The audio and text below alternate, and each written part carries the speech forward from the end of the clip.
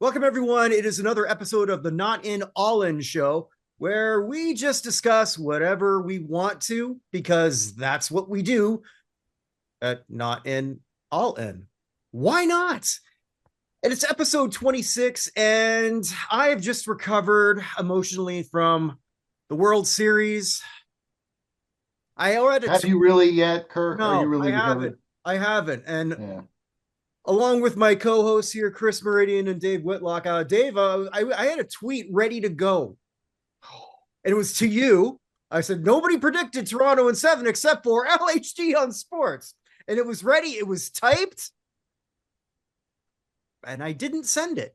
Well, let me familiarize you with the baseball gods. They don't take kindly to that. But I'm not an announcer, and I didn't actually say it. No, you can't. You can't move your leg position. You can't, change your drink. You have to have the same koozie. All the stuff. All the stuff. I was wearing the same underwear from game one. Right. It's now walking on its own. That's right. Yeah. It's pretty awful, but yeah. And I guess it sort of ties in with how we open up every show. Dave, I think I can pretty much guess pretty easily who is your sportsman of the week. Somebody who I dreaded seeing every time. Yep. 3 times, 3 wins Yep. in the series, coming back on 0 days rest, which we'll talk about in a minute. But Yamamoto for the Dodgers, Savage was right there. I'd already written the blog. I was about ready to click post, and then Oh, you did that. So this is you. It's not me. no, I didn't. But certainly, what an effort. We'll talk about their payroll, and yeah, he's great because he's the highest paid pitcher in the history of all pitchers that have ever pitched. But that's what you do. He's on the team, and he carried the weight. When the team, some of the other issues with the offense were exposing themselves. So yeah, Yamamoto is the sportsman of the week. And people can find that at absolutely lhd-on-sports.com. And it's every week, every Monday, Tuesday, whoever the best sports man, woman. I've never done a horse. I have done jockeys before. I've never done a car, but I've done car drivers before. So whoever the best sports person of the week was gets the honors. I think this will push the Dodgers to the most honored team. Them and the Astros were neck and neck, which you might think of considering the World Series and postseasons and no hitters that the Astros have had through the last several years. It was this is one of those World Series where I wish I did not have a rooting interest because this was amazing. Ratings were incredible. The entire country of Canada was electric for this, and a lot of the United States too, because everyone wants to cheer against the team that is the best team that money can buy. Nailed it. Yep. Nobody had sympathy for people had sympathy for the Dodgers fans, and there's some good stories that go with the Dodgers. There's some good guys on the team that carry themselves well and play well, but it becomes a little bit frustrating to watch, particularly if you're a smaller market team, even some of the bigger markets, when especially the international free agent market that they've hit lately, just, they're rolling in. Of course, they got Ohtani via regular free agency, but Yamamoto, Rory Sasaki's coming along. Yeah. So. Yeah, I was pulling for the Dodgers. I had picked them at the beginning. I said 5 games that, let it go 7.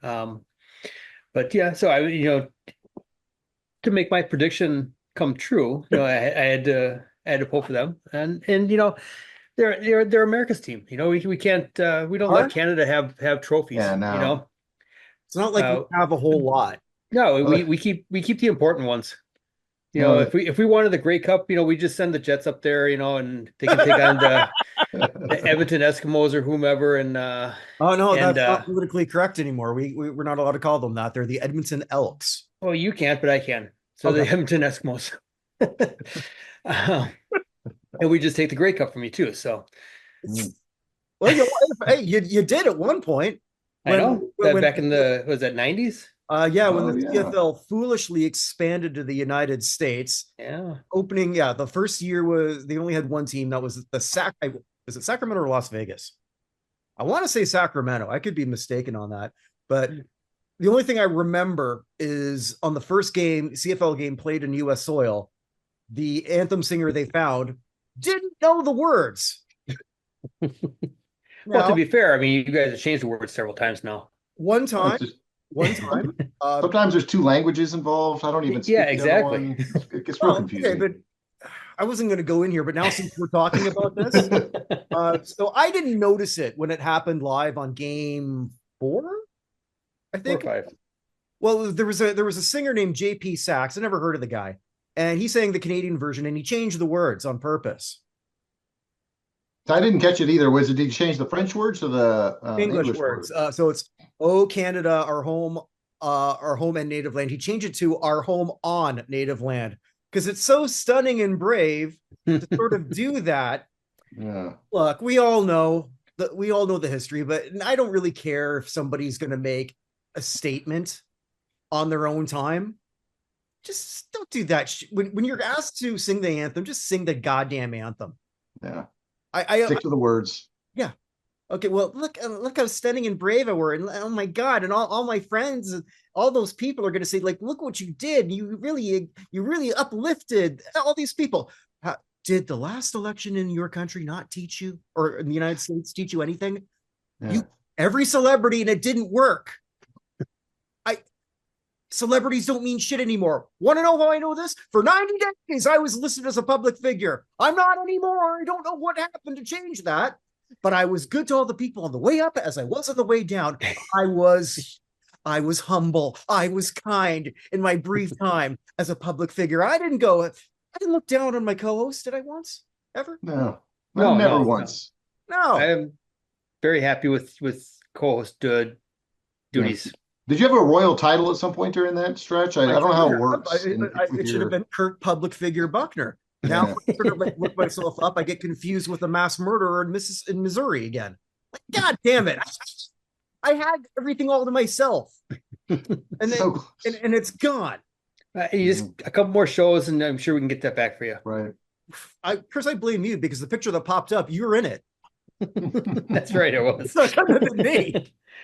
Yeah, well, all right, I'll take the blame for that one. That's all me. Yeah, so yeah, I wasn't going to talk about that stuff, but it just that anthem stuff just pisses me off, man. It's yes, I know. I feel bad about it. What do you want me to do? Are we giving it back? No, then okay. What do we do here? You know, I went to a lot of Jets games when I was living in Winnipeg, and they do a land acknowledgement, but it's the land acknowledgement for 6 different tribes. So I'm even more confused. Oh, geez. I mean, if we really should be giving everything back now, which one of you want are more difficult? Because, like, we know before the white people got here, you were all getting along famously together. Yeah, no, never conquered each other's land, never fought. It was just kumbaya. I mean, that's where it came from. All right, this just made us sound, me especially, like a really cranky old white dude. Send your hate messages to Kirk at whatthefuck.com. I don't know what to you'll find him. But anyways, I derailed us already, 5 minutes in, so sorry about that. But there's talk of, is this the greatest World Series quote of all time in the last 10 years, 20 years? Some of the the late inning drama, the big heroes have stepped up. That you certainly that you didn't go into the season saying, well, I can't wait to see Savage and Yamamoto face off in the carry their teams. You had no idea what was going to happen with Vladimir Guerrero Jr. Certainly Shohei was going to be a hitter, and the story of him in the first half of the series versus the second half. And as usual in the World Series, unsung heroes step up, Rojas's and Pacas is making catches, and not quite every bounce, but just little bounces, just where every force out is close, double plays, some bad base running, just kind of had it all. Yeah, best in at least the last 5 years for sure. Everyone's going to kind of have their own opinion on that because of where it maybe impacted them the most. Like you think of like the Boston one, breaking the curse. You think of the Cubs after however many years. That was a really good one. The 2001 was a pretty competitive series with the Diamondbacks and the Yankees there. So, I mean, I think we do kind of get a little caught up in the moment, but by all means, this was definitely a thrilling back and forth World Series. What they hope everyone is like when they kind of get to the final two teams. So, it'll definitely be one that's remembered for quite a while. Yeah, and both teams had to overcome a lot of adversity. Toronto got that game one punch in the face that I think we all said that they needed to do to have a chance in this. And then they came back after a heartbreaking loss. And then you look at the Dodgers' face knowing that they're going back to Toronto. And it's all like, and I kept thinking, you have these guys, I'm looking at Freeman, I'm looking at Ohtani. It's like, we're the Dodgers. This doesn't happen to us. Mm-hmm. And at any point, you could have made the case that either team was going to roll over. Neither of them did. And LA won, as you said, Dave, on an unsung hero and on excellent defense, which was what Toronto had to do. Mm-hmm. And because from games 1 through 5, defensively and fundamentally, it was all Toronto. But here we are. Congratulations to the Los Angeles Dodgers. It was a great series. I enjoyed watching it. How many Hall of Famers from that roster are we going to see? There's 4. I would say in Kershaw, Betts, Ohtani, and Freeman. Yamamoto took step 1 into immortality. He's only 23, I think. Hey, wait for tomorrow on that one, Kirk. Yeah. Potential and then that's right. Yeah. 2050 or whatever. Well, no, we're doing our elevator show tomorrow, but there's so many great stories that came out of this. Toronto, will they get another shot at this? It's a lot harder for a Canadian team, not as hard as it used to be with you, because you're sharing money that's in US dollars. When you were relying on most of your revenue on local deals, local media rights deals, and your turnstiles, it's a lot harder to compete with Canadian dollars. But which is why we saw a bunch of teams leave Canada in a period of time when our dollar was worth about as much as it was worth about as much as, like, actually, I have no joke. I wasn't planning for this, so. We've talked economics. We've talked, historical politics. Shows, anything goes on this show. Well, all in. Not in all in, and there we go. And if we offend you, I actually legit sorry. Let me know how we could do better. Let me know what you actually want us to see more from us. If there's a topic that you want, because we really like to go into that. The ratings were good. 14 million people watched Game 7. I think this was also the best thing that could have happened to the sport. I saw so many tweets, so many comments from people who say they're not even in big sports fans, but they don't like the speed of baseball. Which for me, I think that's actually that's a bigger selling feature. Just right. Sort of watching like everything sort of like come together very slowly. And I love my fast sports too, but how important do you think a lot of this was going into, especially with this being a very international series, going into maybe the World Cup of baseball, World Classic, sorry, World Baseball. Yeah. I'm thinking of the World Cup because. Right. Yeah. Well, World Baseball Classics in a matter of months. Yeah. I mean, go ahead, Dave. Yeah, I would say I think it's a great lead in because you had a lot of international stars. It kind of remains to be seen. I haven't paid that much attention to who's opting in or out, but certainly the Japanese have a lot of loyalty to their team, so I expect to see all their big stars play. Like last time, the series ending with Ohtani against Trout. Judge is already in for the U.S. Raleigh is too. Who's that? Cal Raleigh. Oh, yeah. Yeah, perfect. On the same team that pulls in a lot of eyes, and then you'll have, like I said, Vladimir Jr. play. Will stars up and down that we saw. So I expect. It seems like it was on a teetering point where it could have become something where it's going to be basically AAA and substitute players opting in to where it's become kind of a thing. And yes, there's a chance for injury. That's the chance when you go out and play in Bradenton or Sarasota or Phoenix, you're gonna a chance for injury doesn't hold for any type of format, and they've got the pitchers under watch. So I think it's going to be really, really good. I think it's going to draw a lot of interest, particularly again with the Japanese surge when you had Yamamoto, Sasaki, and Otani all playing here. That 3 years ago only Otani was here, but you were getting introduced to those guys. So and Japan's got the crown. They've won it more than anybody, I think. So it'll be on U.S. soil. I plan to go to some of the games. It's going to be really, really good. Oh, is some going to be in Texas, or you're just going to? Yeah, they got a Houston pod, so I think the U.S. is down here for at least one or two games. So I saw the price for the World Cup of soccer here with some games in Seattle. I will not be going. Right. Yeah, that's it. Yeah, I will be hanging around, maybe outside of the stadium. I don't think I'll be able to secure a press pass for that one, considering how much I've talked about soccer on any of my shows. That, and you're no longer a public figure, so that hurts. That I know, right? I mean, like they could Google me, and it's like, oh, we want this guy. Yeah, a public figure. Yeah. Oh no, I'm just.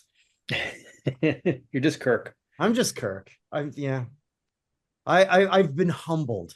That's okay. That's right. Okay. It's all good. Well, this is going to be a baseball-centric show because earlier this morning, the Baseball Hall of Fame has announced there are 8 players or former players that are considered for the Eras Committee, this being the contemporary era, where these players have all their peak was from 1980 on. Yeah, and I think the wording is their contribution to the game was 1980 forward. Mm-hmm.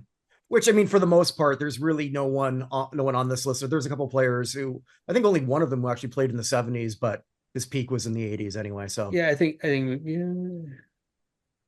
know Murphy was Murphy. 70s. I'm not sure about Valenzuela. Might have maybe 1980. Yeah, I was checking that because I wasn't sure, because I remember 1981 very well. I would only been 9, but that was the year Montreal made their first and only playoffs. They wheeled a TV into the room. Remember those days? Yeah. The TVs were this thick, and oh my God, look at that contraption! It's on a little thing. It's wheeled. They're wielding it in so we could watch Rick Monday sort of get that hit off of. I don't remember. Steve Rogers and some of those guys. Steve Rogers. Okay. Yeah, not Captain America, but oh well. But let's look at these 8 guys, and before we sort of do that, for those who are not aware, this is not voted on by very many people. It's only going to be 16. I was hoping we'd know the names of the people who were actually making that ballot, who are going to be the deciders on that, because I think once that comes out, I really want to do a more deeper dive, because if maybe we did that a few years ago, Harold Baines would not have been a surprise, because that was a perfect Harold Baines committee. And we've got, so anyways, of those 16, you've got to get 75%. And that's not going to be easy, considering that you can only vote for 3 people. So it's going to be very difficult. And whereas on the last ballot, Fred McGriff was very well liked. He had the numbers, and it just seemed to be sort of coming up for him. I see all the people who are not named Bonds and Clemens, but we'll list all of them here. A lot of them have very similar numbers and have a strong case. I'd like to start off with the 2. Well, actually, we'll name off for all 8, and then we'll just sort of talk about them one by one. So the 8 candidates are Barry Bonds, Roger Clemens, Carlos Delgado, Jeff Kent, Don Mattingly, Dale Murphy, Gary Sheffield, and Fernando Valenzuela. First thing that stands out to me is we have Bonds and Clemens who are back. The last time they were on this era ballot, which was only 2 years ago, neither of them, well, we don't know how many votes they got, because if they get, I believe, 4 or under, they don't even tell you. I don't know why they do that. It makes no sense to me, because they don't spare feelings on the modern one. All right, you got 0. And it's there for all to see. They're on the Baseball Network. I don't know why they feel that they're older, they can't handle it. But Bonds and Clemens, to me, if I had a vote, which I don't, and I won't, because I'm not going to join the baseball writers, and it would be 10 years, and I just don't, I'm not going to do it. But Bonds and Clemens are clearly, to me, the people that I would vote for easily. Not necessarily, and I understand why a lot of people don't. Both of them, although never caught with PEDs, we know they both used them. There's very, very little doubt that this occurred with both of them. Both of them are not exactly known for their kindness towards media. But by far, both of them are easily have the best resumes. And the person who oversaw it all, Bud Selig, Chris's good friend, is in the Baseball Hall of Fame. Yeah. Thoughts on these two? Because you can't really separate one and the other. I don't know how in other votes, they never had the exact same amount of votes every time, but gentlemen, I cede the floor. Go, Chris. All right. I'm with Kirk. I mean, I've kind of been on the fence with the steroids era guys, and the argument you made, or the comment you just made about the overseer of the era being a Hall of Famer, yet the players are not, is starting to resonate with me a lot more. And can you tell the history of baseball without mentioning Barry Bonds or Roger Clemens? I don't think at this point, I don't think you can. I also think that the longer you drag this out without putting them in, the longer this continues to be something that is a topic instead of moving on and talking about other things. So I would vote for them if I had a ballot this year. I think they're both Hall of Famers without any of the enhancement they may have received from whatever they may have done that has never been proven but is strongly believed to have happened.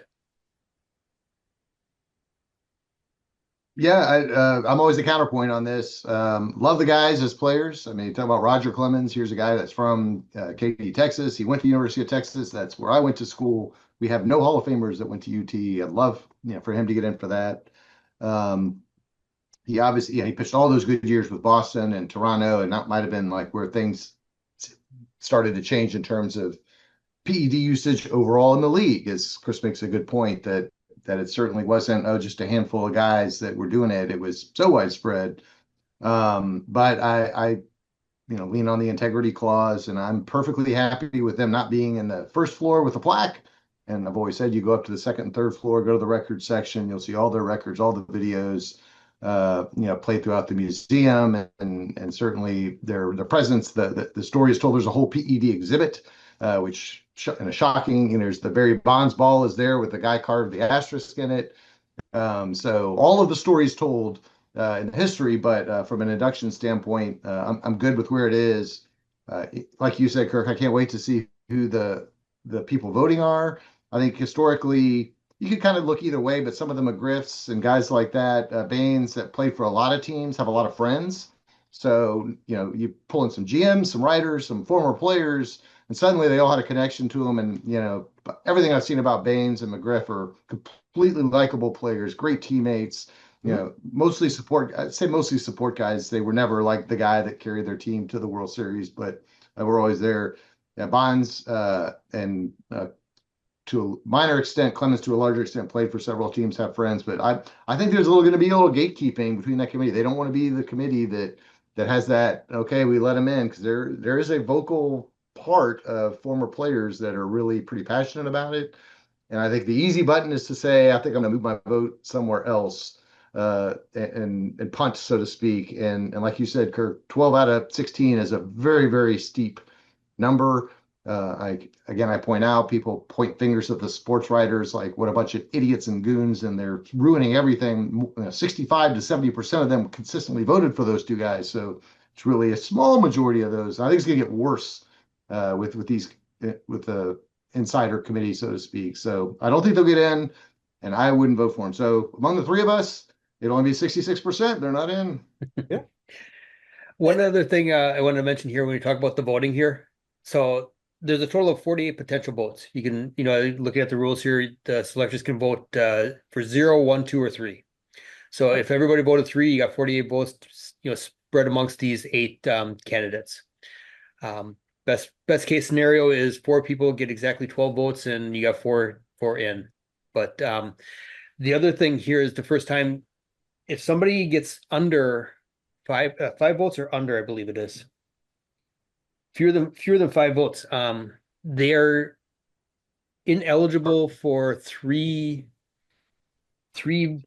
era ballots, which I'm unclear on the wording of I'm reading off here, if that means it's 3 of the, in this case, the contemporary era ballot, or 3 consecutive, whatever eras. It would make more sense if it's just the contemporary that they're on, but like I said, the wording on there doesn't make it very clear. So that's also something else to watch for here, that if one of these, with these votes here, is that somebody could be ineligible for quite a few years, if that's the case, almost 10 years.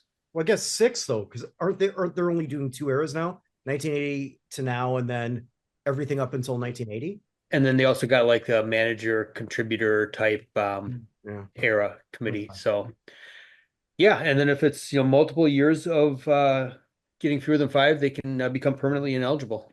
So yeah, at some point you're beating a dead horse. I mean, clearly, if you can't get 5 votes a couple times in a row, let's put other people on there that might garner more interest. Right, and I think that's the impetus behind that, is to to get more people cycle through these ballots, because there are quite a few names. Looking at this here, the one name that kind of jumped out to me and missing is one of the guys I'm really passionate about, is Lou Whitaker. So, yeah, but just wanted to add that in there, as long as you're talking about the ballots and the votes and everything else like that, before we got too deep here. And I think Lou might have been one of those guys who could have gotten through on a ballot like that, especially considering this ballot, which, as it sort of skews younger, and you've got some of the people who, other writers, depending on who it is. I know last time there was somebody from Baseball Reference who was on the committee. Well, that he's a stat nerd, and we love stat nerd. I know I do. So you got to figure that the guy with the highest WAR would be one of his votes. Mm-hmm. You would think it worked that way, but who knows? Well, I'm just going to do this alphabetically. And they all stand out, and I can make a case for almost any one of these guys. I really could. So I told you who my first 2 votes would be. I don't know who I'd vote for the third one. I still don't know. I've been thinking about it and thinking about it and thinking about it, and I've convinced myself on 3 different players 3 different times. Carlos Delgado is up next here. The only one on this ballot who was a one and done. And so I think when a lot of people would see that, well, obviously he couldn't have been that good on that, but I looked at his ballot. 13 players on his ballot have eventually made the Hall of Fame. This does not include the aforementioned Bonds, Clemens, 2 other people we're going to talk about, Jeff Kent and Gary Sheffield. Also on this ballot was Mark McGwire and Kurt Schilling and Sammy Sosa. That's a killer ballot. No wonder he didn't advance. His position works against him playing at first base, but he's only all-star twice, which is on first. I mean, we see a lot of that. Fred McGriff, I think, was only 3 times. Rafael Palmeiro of the 500 3,000 club, I believe, was an all-star only 3 times. I could be mistaken. It's either 3 or 2. Also won a Gold Glove at first when he was playing DH the entire year, but that's another story for another time. Delgado has a lot of other things go. He's got the power numbers, 473 home runs. He was never an MVP, but he was named the Major League Player of the Year by, I believe, Sporting News. Yeah. Runner-up, MVP runner-up in 2003. Yeah. So, and Roberto Clemente Award winner. So he's known throughout for his philanthropy. I don't think anyone on that committee is going to really give a crap about his political stance, because it didn't get a lot of attention then. A lot of people didn't even know that he never came out for the 7th inning during God Bless America. A lot of people didn't even know that. And for whatever reason, it just was never, well, it wasn't as politically charged as it is now, let's just say. So I don't think that's going to matter one iota to any of those people, because it didn't matter to them then. And some people who might be voting that might actually help them. I don't know. But if we're going by, as you said, Dave, integrity, well, I mean, you don't win the Clemente Award just for your bat. Yeah, and political stances. Back to, we could talk about shilling all day, but you could do that as that's just one thing. Everybody has an opinion, but yeah, Delgado certainly. I think probably what works against him is just that offensive era he played in when it just somebody batting. Look at one of his best seasons when he have 142 home runs, 144 RBIs, batted 302, OPS. Steroids or not, it just was a different era than today, and so I think that works a little bit against him because he didn't have the All-Stars and was never that guy that I can't wait to go see Delgado play. So it's a little bit of a no for me. Not that he's not worthy, it's just that given the competition, I'm going to go a different direction. Yeah, kind of the same feeling. It's he's one of the guys that kind of got we kind of talk about sometimes where the ballot works in your favor and the ballot obviously worked against him. If he sticks around on that ballot, he may see some uptick as some of the other players are elected and start to fall off there, and his numbers are start to get more scrutiny. Obviously, a very good player for his era, helped Toronto primarily throughout his career. It's kind of the same issue though as it was back then when he was eligible, and it's kind of looking at this ballot and going, well, is he one of the three best players on here for me? And I would have to say no, he's not. So I'd like to see his case discussed more in the future, but I think this year he's one that falls short. Okay. Well, we got 3 former Blue Jays in a row because this is where he started. Jeff Kent, second baseman. This is where the position works in his favor. Because you think that you're going to get maybe 473 career home runs out of a first baseman, more likely than 377 career home runs out of a second baseman. Kent did win an MVP. I was always confused by that MVP because I didn't even think he was the best player on his own team. Barry Bonds would agree with me on that one. But he still has a lot of good numbers, 5-time All-Star, 2,641 hits. And on his last year on the ballot, and I think it was only 2 years ago, he had 46.5%. So he was trending in the right direction. Perhaps if it was still 15 years as opposed to 10, well, he might have gotten in already at this point.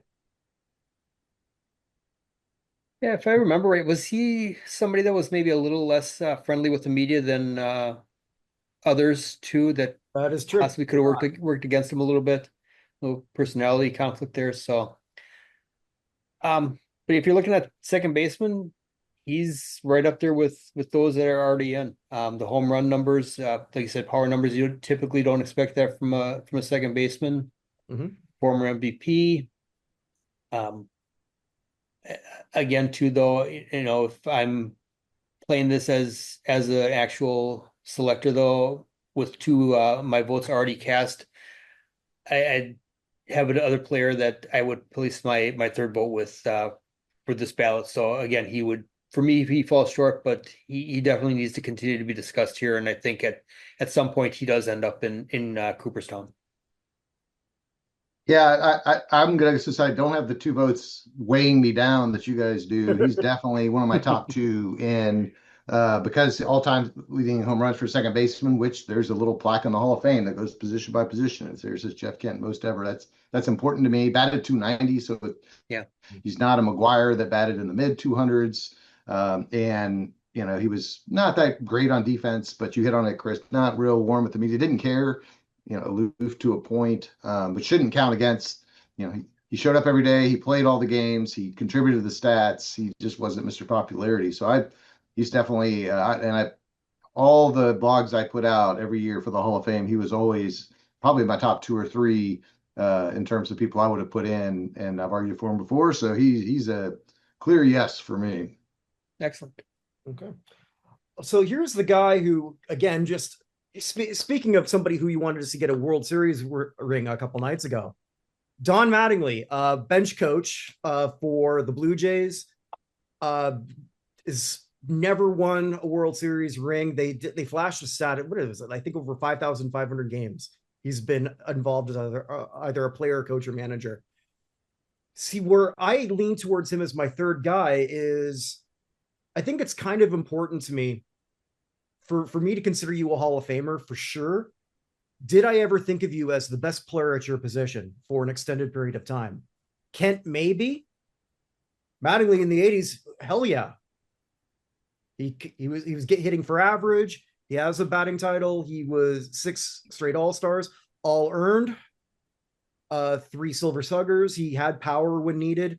1 Gold Glove. I don't think he deserved all 9 Gold Gloves, but he has them. They're there. And he got 50% last time on the era ballot.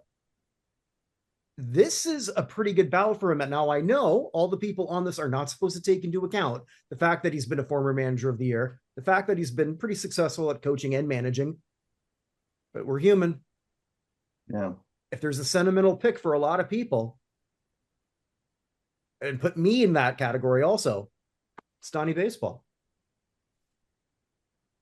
Yeah, I agree. I was on the fence kind of initially. I've kind of come around a little bit on, grew up in an era, or my mind was in a place where the cumulative stats probably had a little bit too much weight in my judgment. I'd look for the guys that had the 3,000 hits, the 500 home runs, and he was headed for that trajectory, certainly before the back problems and all that. So cutting him a little bit of slack there. He came up young. He was an MVP in his early 20s. Like you said, batting championships, All-Star games, Gold Gloves, Silver Sluggers, MVPs, all those things. I was on the fence coming into this show, even like who my third would be. So he's not my second, but he'd be my third. But I'll go with Mattingly in. I think seeing his plaque there seems right. It seems like he was, like you said, Kirk, a leader in the game, the best player at his position for sure, if not, in the league for 3, 4, 5 years. I don't count, the postseason stuff against a player. I'll add to a resume with it, but I'm not going to say, oh, well, he didn't lead his team to the postseason. That's not on him. That's on Steinbrenner. So all the things you said, he's got my vote. Yeah, well, the things he did, and he did them in New York too, which generally has a little bit of extra pressure added to it. So, he kind of came in, young player, like you said, and just produced from day one. And you kind of wish that the back injuries never happened, because he could have continued to add on to his totals there. Again, another player that I like better further on down the ballot here, but I would not be unhappy if Don Mattingly was selected come middle of December here. Just a generally good baseball guy. I'd like to see, not that Jeff Kent isn't or somebody else isn't, but just a guy that's been around the game. Hero, did everything the right way, it seems like. So that's got my vote. Okay. Here's going back to ethics. Someone who you never hear a bad word about. Someone whose family, they tried pretty hard, basically going on that route. And we have another multi-time MVP who didn't get a whole lot of love for the years that he was on the modern ballot. Dale Murphy, 82 MVP, 83 MVP, 7 All-Stars, 4 outfielder, 4 how many Silver Sluggers? 4. 4, sorry. Yeah. 4. Yeah. 5 Gold Gloves. 5 Gold Gloves, yeah. Yeah. He never made it higher than 30%. But he also did get some support in the 23 vote. He had 37.5%. So, and I always have to bring this up because, again, Bonds and Clemens did not. I don't know if there's going to be a turnover or like how many duplicates on this. I'm really looking forward to that. And I think we're going to put together maybe a group just to sort of like analyze this and then make more predictions, because I'm giving my votes. I'm not predicting yet. I want to know who's deciding before we sort of like go into that. Murphy, I think stat wise, maybe he's not quite where the others are, but then his peak was also in the mid 80s. So we've got to take that into consideration. There weren't regular 50 home run hitters then. He won his home run titles, both of them, I believe, with numbers under 40. 36 and 37, yeah. 37, okay, yeah. So I remember because I was a big Phillies guy and I loved Mike Schmidt. It's like, you're yeah. So I had an irrational tween dislike for Dale Murphy for that reason. Stupid. But number 3, he doesn't promote himself a whole lot, but none of these guys really do. So Atlanta needs to do a better job of promoting his candidacy here. Really is what it comes down can't to. even fill a stadium when they were going to the playoffs, but that's yeah. But Dale Murphy is my my third vote here if I had the ballot scenario here. You mentioned before, best player in the league at his position. Well, back-to-back MVPs. I mean, that kind of says it right there for me. The Gold Gloves is a center fielder, which is considered a premium defensive position. Silver Sluggers, just under 400 home runs. 500 was kind of the standard back in the 80s and early 90s when he played, but still, the first couple of years, he came up as a catcher, so he kind of played right up the middle there to start with. I don't know. It's the MVP awards are kind of what lead me to throw my third vote his way. That peak in from 82 to 86, 87 there with Atlanta, he was one of the best players in baseball at that time, and that's a 6-year window. If there was like an all-decade team, I would think that he would have been a member of that for the National League in the 80s, based on what he did then. So, I mean, to me, he fits the criteria of what an all-star should be. All-star, Hall of Famer should be. He was an all-star too, so. Yeah, there's certain numbers you can pick on, but Kirk alluded to the fact that he played it in an era where there wasn't a lot of power or batting average. A 260, 270 hitter was respectable in the middle of the lineup. All the RBIs. Kirk didn't steal my thunder, but growing up, and that was about the time I really got engaged in the first half of the 80s. And I mean, it was Schmidt and Murphy. Those are the two guys. You go to the ballpark to see them play. When they came, boy, you knew, you were seeing an MVP. You were seeing a guy that was the best in the league. You were seeing a guy that you were going to see in the All-Star game in July. And he won the home run championships with 36 and 37. He hit 36 two other times. He hit 44 one year. MVP votes, 5, 6, 7 years. So he had that medium stretch. A little bit like Mattingly, he tailed off, by the age of 33, 34. He just wasn't the same player. 228 batting averages the last couple of years were borderline embarrassing. But if you take away that, I think you got to go. He is the I think I'm up to my 3 votes now. He was my second choice. I go Kent, Murphy, and Mattingly in terms of the 3 I would vote for. I think. Maybe biased towards those 80s, maybe biased towards the stats for Kent, but you can't deny that Murphy, greatest position, greatest player in the game, Gold Gloves, tough defense, leader of the team. When you saw the Braves play that era, it was Dale Murphy, maybe a Bob Horner or somebody like that, but he was the guy. So he was the man. He deserves to be in. I forgot all about Bob Horner. Bob Horner with the curly hair, Bruce Benedict. I mean, there's tons of guys in that era that were Bob Walk, Glenn Mother Hubbard. Glenn Hubbard, Ken Oberkfell, Terry Tubagoo. I don't know. Kirk, you probably being up in Canada probably wasn't the thing. Dave, was TBS Superstation TBS one of your cable channels back in the 80s?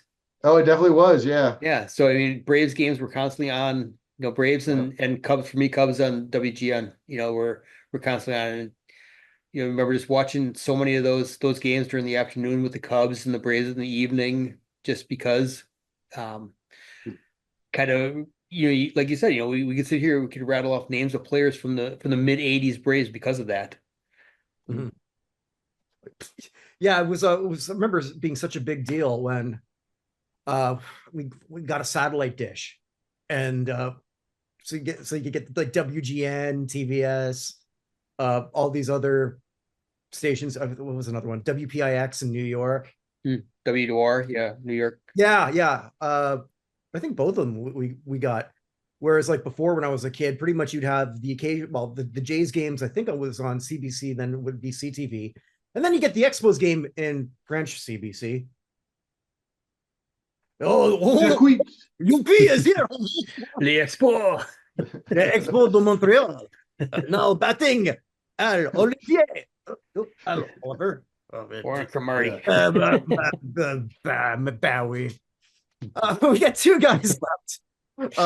One guy who's not really associated with any team. 500 home runs started in your neck of the woods there, Chris. Milwaukee, but won a World Series in Florida. Like anyone, of course, and then he was promptly traded the year after because, of course, was a Yankee, was a Tiger, was a Met. 509 home runs. Dodgers, 9 All-Stars. 9. And it wasn't like people were voting him in. Sheffield didn't play nice with the media either. No, he didn't. Was he on the Mitchell Report? I think so. I believe he was. Yeah. And that's kind of his only, when I should say his only, that's kind of, his first red flag. I think that, I think the second one was when he was involved with Balco, but I don't know if he was actually implicated in Balco. And he said, like, I had nothing to do with that, but he never gave anyone a warm and fuzzy. So it's like, it wasn't like the media was sort of rushing to his defense. And exactly. Yeah. If any one of these guys, the ones who are still with us, said, I really don't care, I wouldn't believe any of them except for Sheffield. I just sort of gives off that. He seems like actually like a good dude, but it's like, oh, you don't like me? All right, fine, whatever. Yeah. I'm not gonna whine about it. I got better things to do. He did have 63.9% on his final ballot, that being in 2024. So he was getting there. And maybe a lot of people said, well, I mean, if we've got Bagwell in, if we've got Piazza in, got Ortiz in, we have Ortiz. Nope. Sheffield's a hard one to put out. But he's not going to have a strong fan base pushing for him either because he's played in so many different places. Yeah, I got his baseball reference page up here, and his 6 years in Florida was the most he played with, most years he played with any single organization. So, those that's Harlan fans really care. Yes, exactly. Right. All four of them. But you're right. He did start out with Milwaukee. He was the super prospect, 18-year-old. Doc Gooden's nephew, had the gold scrawled in, initial scrawled into his 2 front teeth there when he first came up. So, I mean, he came in as a brash, cocky little kid, and he struggled and did not take kindly to being told that he had to take some time down in, I think it was Denver at the time, where the AAA team was, and play down there. Very, very particular about his position. He felt he was a shortstop, did not want to play elsewhere. Fought that with the Brewers until they finally decided, enough's enough, and they shipped him off to San Diego. But yeah, looking at his numbers, he did hit the magical number 500. He's probably seen more as an accumulator, as it took 22 years to get there, but he still did it. That's always kind of been a benchmark that's opened the door to Canton for people. As you mentioned, he was seeing an uptick in support in his last modern era ballot. So he could be kind of like a little dark horse guy that sneaks through here. Doesn't have the stronger PED affliction that Bonds and Clemens have from that era, but does still have some on his resume there. So It'll be interesting. I think the funniest thing is, he didn't like Milwaukee, didn't want to be in the small market. Milwaukee really didn't appreciate him. Should he be elected to the Hall of Fame based on their criteria, he would be inducted into their Wall of Honor. So I just kind of want to see that happen just because I like chaos. Is that going to happen before or after they contract the Brewers? It'll happen after because contraction It'll will be happen more awkward. Yeah. after Summon 27. everybody to a empty lot where they demolish the stadium and put in a mall. No, I mean, you touched on a lot of good points. I think a key point with him, and I've been on the fence with him, and I don't think I ever put him into my blog as somebody that was in because of the PEDs. But you start to look and I think he's pretty much denied that there was any intentional wrongdoing. Maybe he, at that time, everyone had some supplements, was doing that. That's a plausible story as opposed to the Bonds, the Clemens, the McGuires that just seem. I think the thing against Bonds and Clemens are they just rewrote the record books. You hit all the home runs, you get all the Cy Youngs, you're 42 and you got a 2.0 ERA and striking out a million people. Something doesn't seem right with that.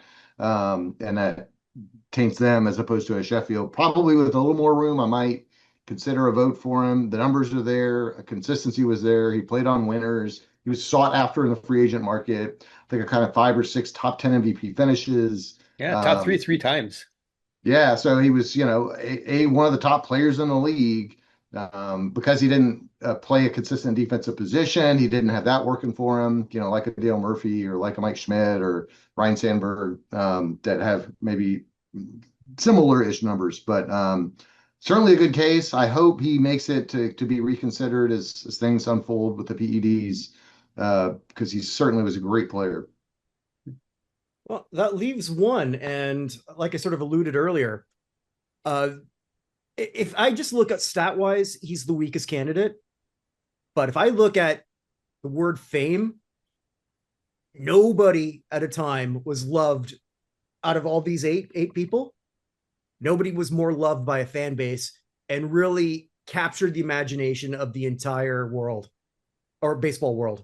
And that's Fernando Valenzuela. When he was on the ballot, he lasted only 2 years, but that for Fernando Mania, he wasn't just a one-year wonder in 81. I think he was the runner-up for the Cy Young the year after.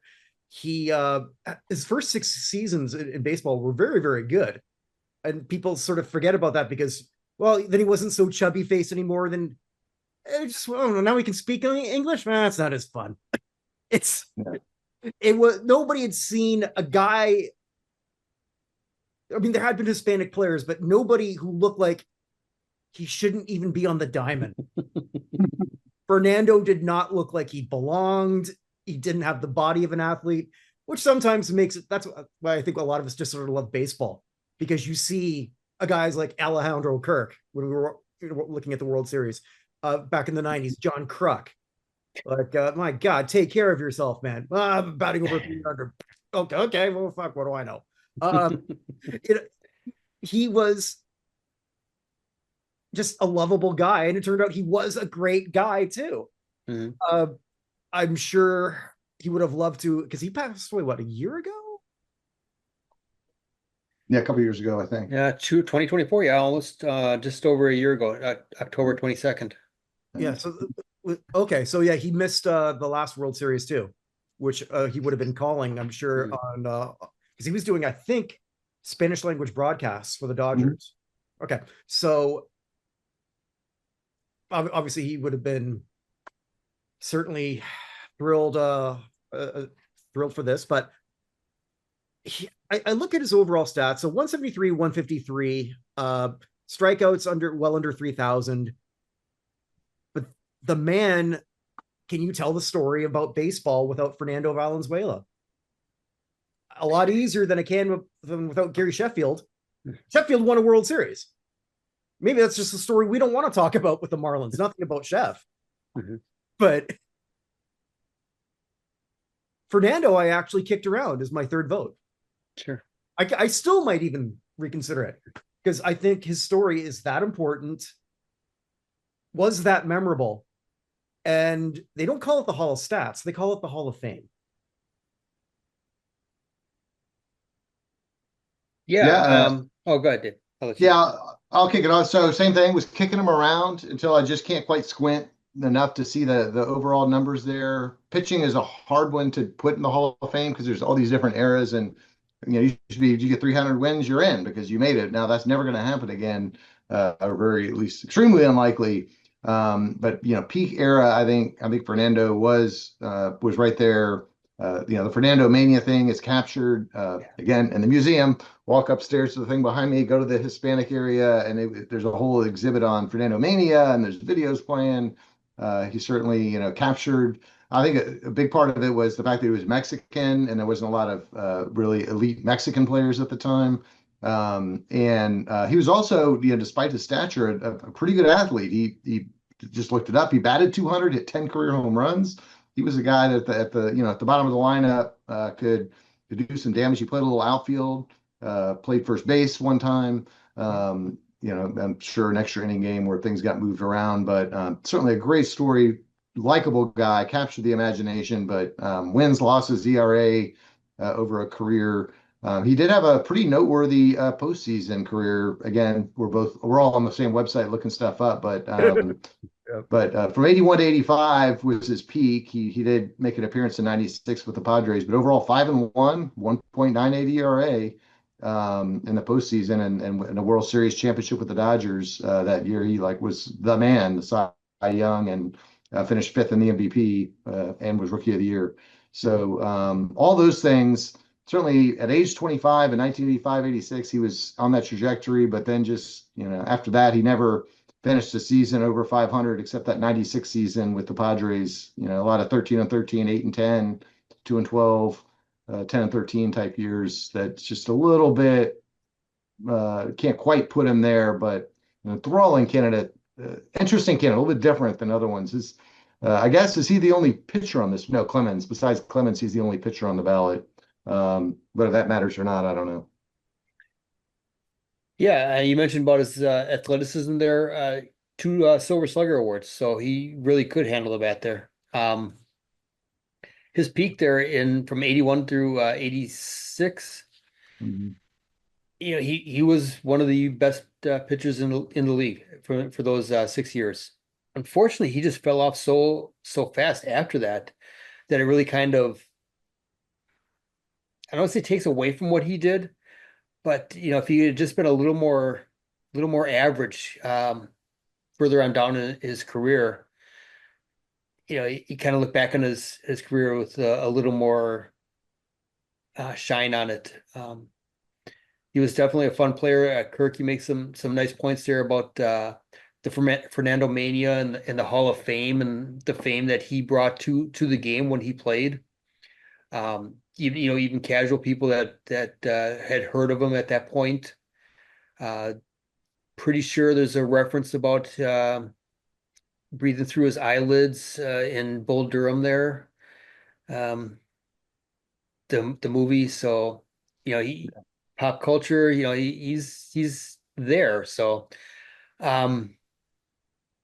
interesting candidate. I'd love to be a fly on the wall when they discuss him. If they were to discuss him similarly like the pro football, or if this is just here you fill out your ballot and away we go kind of thing, to see what the players of his era really thought about him, those maybe that had faced him. The left-hander, definitely a different style than what most were used to seeing at that time. So I think he falls short. I'd love to hear the arguments for him, but again, too, that 6-year peak just I don't think is going to be enough. Okay.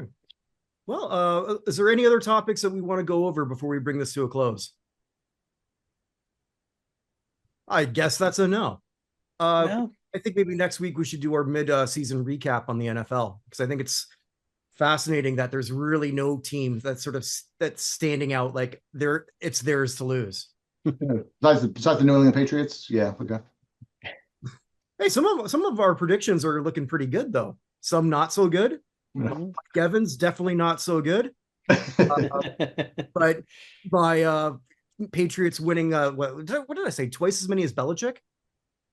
Yeah, I think so. Yeah. So that one's coming out very, very nice. Uh, and the Chiefs just lost again, so we're all sort of looking at that one like, well, I just want to like look back and sort of be right for a change. I mean, we went on and on about how Daniel Jones was the answer to, the Colts. I mean, that was a whole segment about how we all knew that was coming. Mm-hmm. Yeah. Well, actually, I did mention him in my overreactions we did after week one. There's that. So there is that. But yeah. I need Pittsburgh to go on a serious losing streak here for. That one's looking all right. Yeah, for you and not for me. No, same thing. I'll give up on Pittsburgh. It's your RDS, Rogers derangement. Yeah. Well, there's one other thing we've got to promote. Extended for another 30 days, or at least till the end of this month. This month being November for those watching or listening. If you're watching this after, then it is closed. We're not extending it a second time. That's the United States Athletic Hall of Fame. And actually, Barry Bonds is one of those nominees. And you can vote for him or 100 other possibilities. No, don't vote for Barry. Well, okay. Well, Dave's got the Jimmy Fox bandwagon. He's the leader of that one. 2X. Double X. Man, if he was a porn star, would he go triple X? No?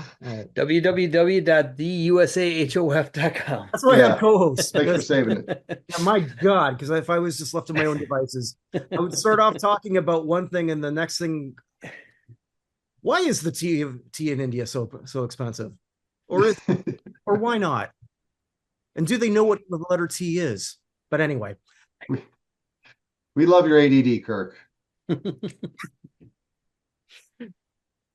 I wish they sort of could diagnose that back then. But Kirk does not always pay attention as a distraction to others. But yes, www.theusahof.com. You can vote every day. So you're allowed to sort of like, I don't want to say ballot stuff, but it's well, once a day. You might decide that there's somebody, you have maybe 50 people you want to cast votes for, but you can. You can do that, just not all on the same day. You can vote. So we're doing this for players, coaches, contributors. It's the third year that we've done this. Sports over 17 different disciplines are featured. We've got some serious people helping us out with this. Check it out. And if you like what we do, the best thing you can do for us is support that, is by voting that. That would mean a lot to us. And with that, my signature close, wherever you are, wherever you may be, make today count because it never comes again. Take care, everybody.